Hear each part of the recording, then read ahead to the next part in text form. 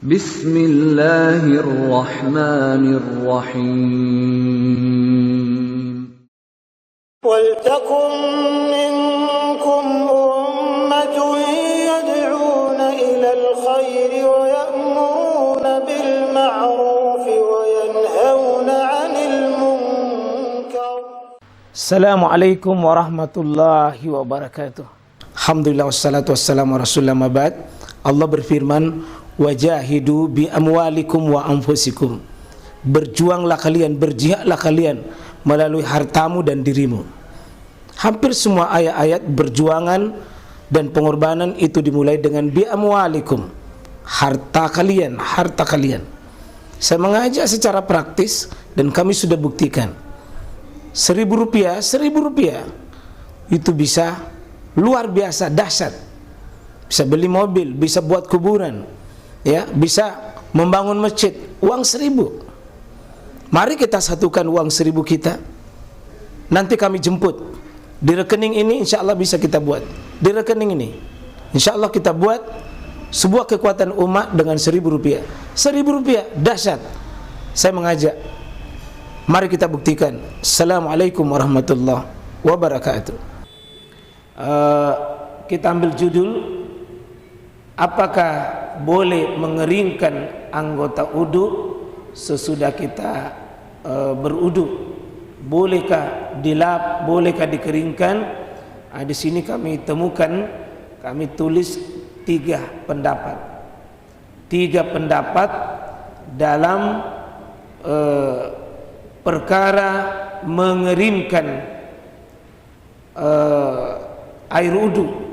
Begitu juga air mandi, Pak.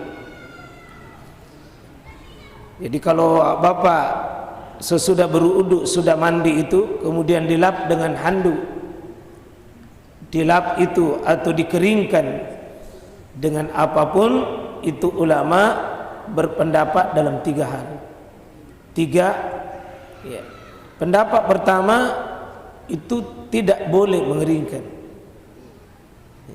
Pendapat pertama itu tidak boleh mengeringkan. Itu dipakai dalil, iza tawadda'tum fa'ashribu a'yunakum minal ma' wala tangkudu aidikum minal ma'. Apabila kalian berudu, siramlah mata kalian dengan air dan janganlah kalian keringkan tangan kalian dari air sesudah berudu itu. Cuma hadisnya ini riwayat Abu Hatim. Riwayat Abu Hatim, dan hadis ini tidak sah dari Nabi sallallahu alaihi wasallam. Jadi ulama yang memakai hadis ini Abu Hatim, bahkan Abu Hatim yang meriwayatkan sendiri menganggap bahwa hadis ini mungkar, artinya sisi kedudukannya lemah, dan dia, Pak, mungkar itu berarti tertolak, menyelisihi hadis-hadis yang lebih sahih.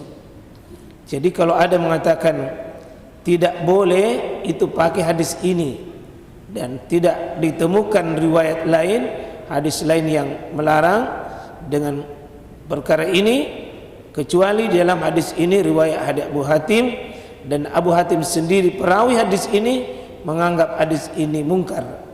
Mungkar itu salah satu daftar hadis yang lemah. Jadi ada namanya hadis mungkar, ya. Hadis ini adalah hadis yang posisi dalam kategori lemah, ya. Ada namanya hadis mudallas, ya. Itu hadis yang juga masuk dalam daftar yang lemah. Kalau hadis mungkar itu, ya namanya mungkar, Pak, diingkari oleh ulama, tidak dipakai hadis itu. Jadi dengan hadis ini tidak boleh melarang.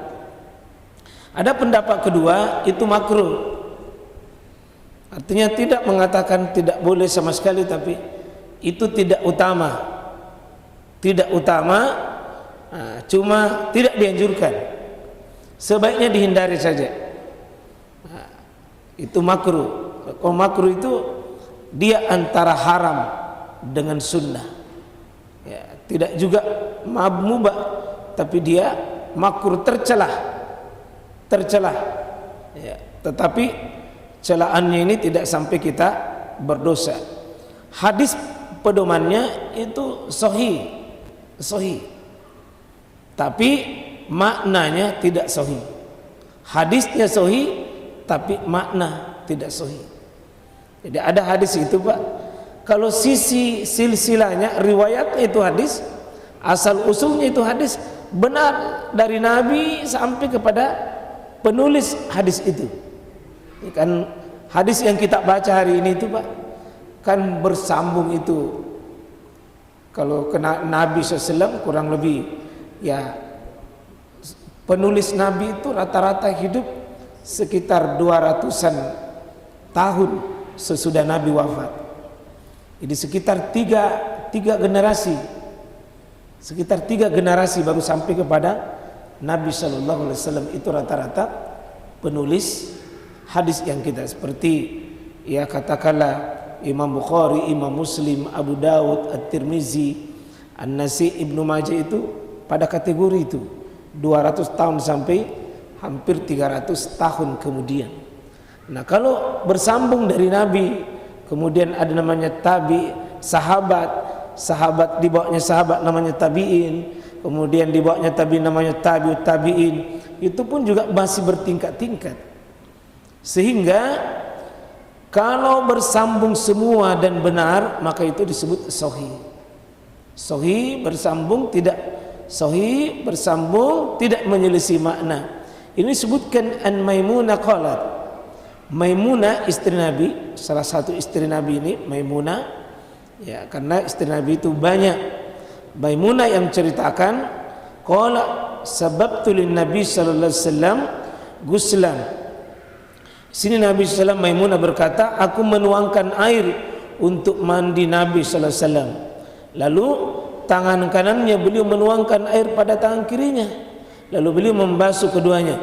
Kemudian beliau mencuci kemaluannya. Pada saat mandi wajib beliau cuci kemaluannya. Lalu sesudah mencuci kemaluannya, menyentuhkan tangannya ke bumi dan mengusapnya dengan tanah, lalu mencucinya dengan air. Kemudian berkumur-kumur dan memasukkan air ke hidung.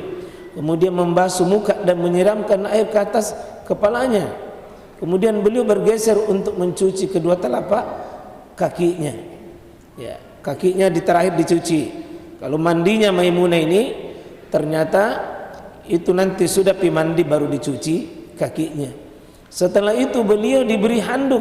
Nah, ini catatannya nih.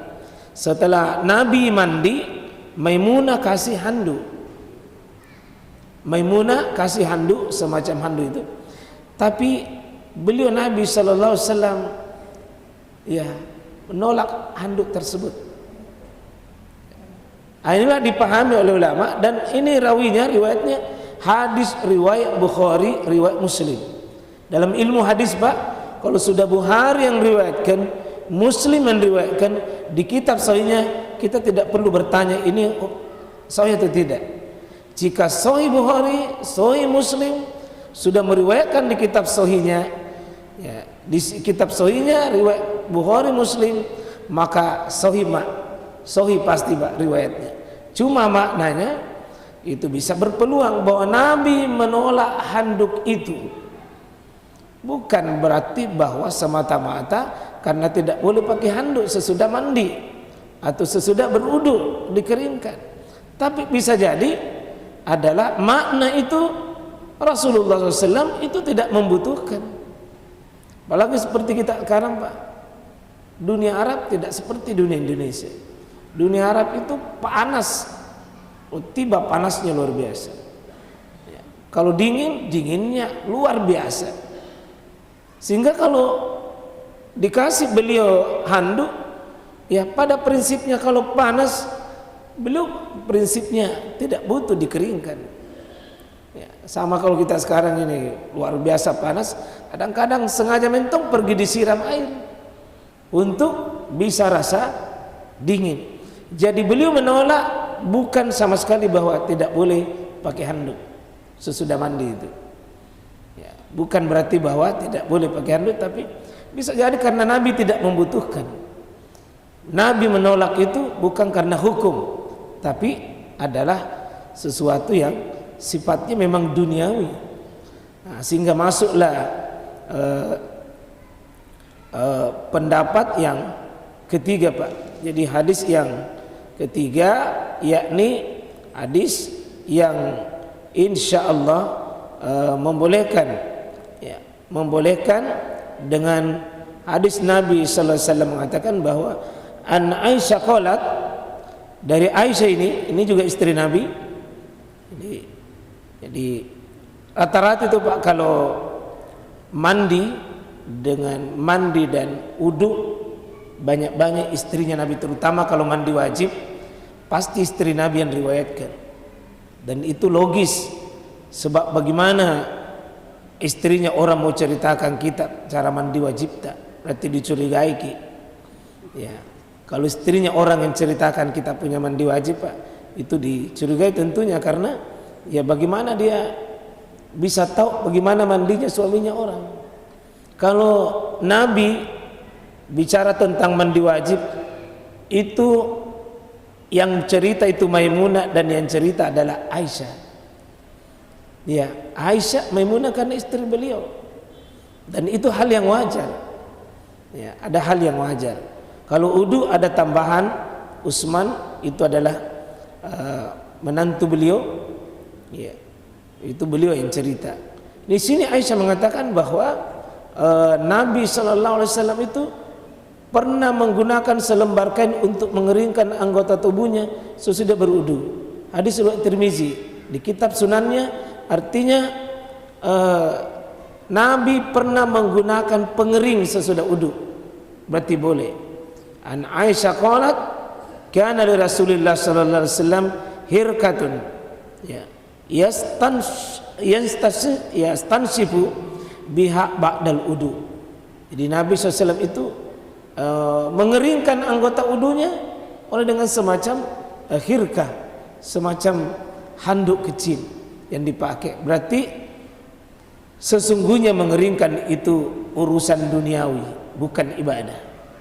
Jadi sesungguhnya mengeringkan wudu ini adalah urusan duniawi, bukan ibadah. Dengan demikian jemaah sekalian, dari tiga pendapat ini ya saya lebih cenderung Pak adalah pendapat yang ketiga, itu boleh, bukan ibadah. Mengeringkan itu bukan ibadah, ya, mengeringkan itu bukan ibadah, tapi urusan duniawi. Baik sudah wudu maupun sesudah mandi, maka sesungguhnya tidak ada ibadah khusus di situ soal mau dikeringkan atau tidak.